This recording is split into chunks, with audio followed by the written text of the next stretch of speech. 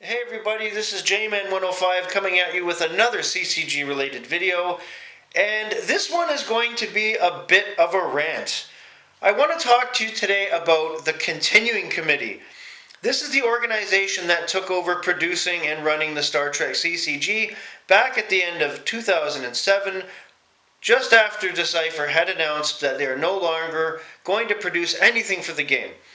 Much like what happened in 2002, when the Star Wars CCG was axed by Decipher, a group took over. In that case, the group was through Decipher and sanctioned by Decipher, whereas the Continuing Committee was a group of players and fans that took it over and kept it going to this day. Mind you, not exactly in the way anybody had thought.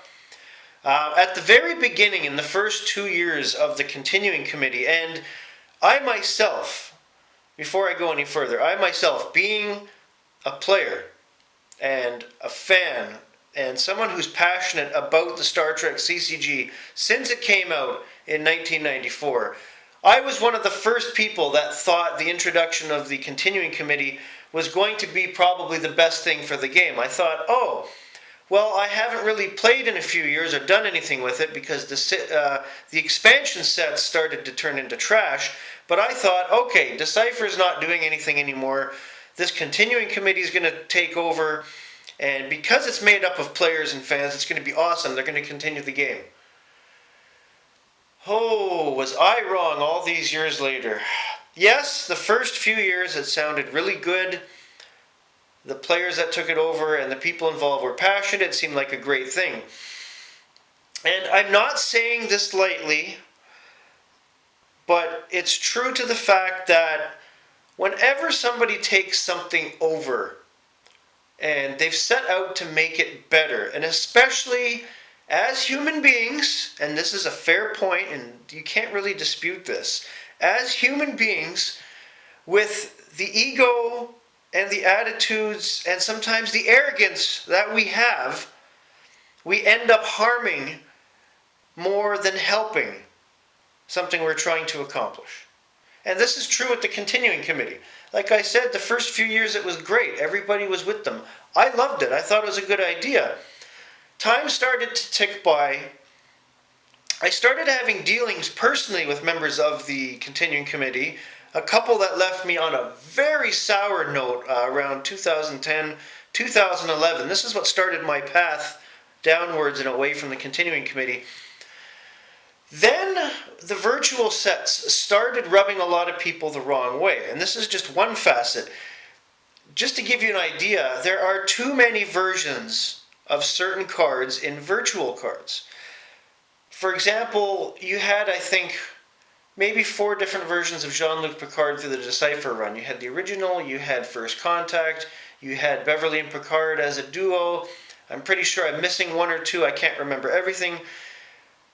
A lot of the virtual cards made off of main characters or ships or something important have as many as 20 or more different versions. And why? Why is this necessary? Quality over quantity is something I've always believed in, no matter what. And unfortunately, the Continuing Committee became less about quality and more about quantity, and it's one thing to produce sets. It's another thing to produce a lot of cards and nonsense. Wow, this is leading me into my next point, which is the ban lists and the errata, and generally the fact that their rules and their regulations on top of the cards that they've created, as well as the way they want the game to be played, is actually alienating more players than what they are bringing in. And if the game is going to survive any longer and keep going and maybe improve, we need to not alienate players. And this is what's been steadily happening over the years since at least 2010, 2011. If you have a different view on that and think it happened earlier, please let me know in the comments below. But there is a lot more divide than they will give credit for. And of course, you have the people that are 100% hardcore fanboys that will say yes to anything they do and won't say anything bad about them to keep the status quo. The Star Trek CCG right now does not need status quo. I've been playing this and around the game long enough to say that. I've been to tournaments, I've had different play groups, I've traded, collected, made my own YouTube channel based around helping people with the game and other CCGs. I've set up play groups, I've even been trying to organize local tournaments since the pandemic. I've been active in the game as much as I can, aside from being a player, which I don't really do anymore. And there's a lot of division out there because of the continuing committee. It doesn't need to happen. We need to bring everybody together, but by coming up with all these ridiculous rules and errata, and as soon as you disagree with the continuing committee, their fanboys jump all over you and troll you and turn into flame war starters on the internet because you can't even say one thing about them. This is not how to run an organization or to carry on the legacy and traditions of a once proud CCG that is dear to a lot of people's hearts. We should be bringing people in, not alienating them, not letting ego, arrogance, and attitude take over. Not cool.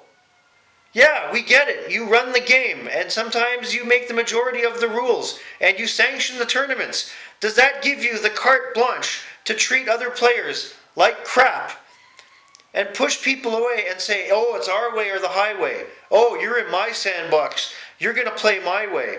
Oh, you don't like OTF? Screw you.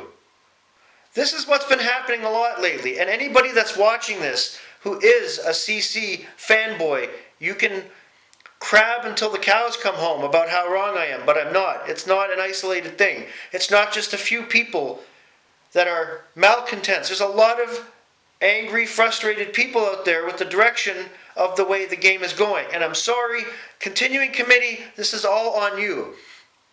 If you want to start fixing this great divide, you need to put your egos aside, start reaching out to players and ask us, what are we doing wrong?